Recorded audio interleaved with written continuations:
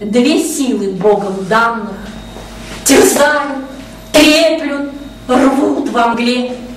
Одна возносит к дальним звездам, другая тащит по земле.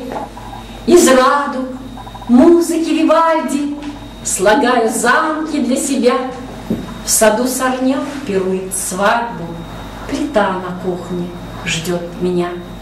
И вот по жизни я не могу быть заземленной, потому что не писать я не могу. А для того, чтобы писать, мне нужно отрываться от земли. И Тукай мне друг поэтический, с которым я могу говорить и продолжать писать.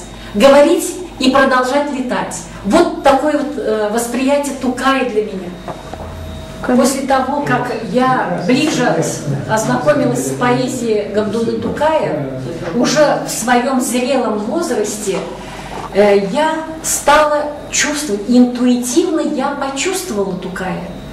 И это вот чувство, оно меня привело к тому, что да, Тукай в конце жизни, уже больной, приехал в Петербург, в колыбель революции, приехал и искал здесь единомышленников, кто его бы понял, кто бы его поддержал. И, может быть, он еще бы и передал ему силы.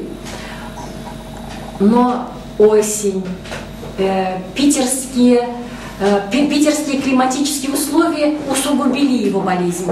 И мне кажется, что он не нашел здесь себе единомышленников, и поэтому уехал уже в упадке творческих сил. У меня вот такое ощущение.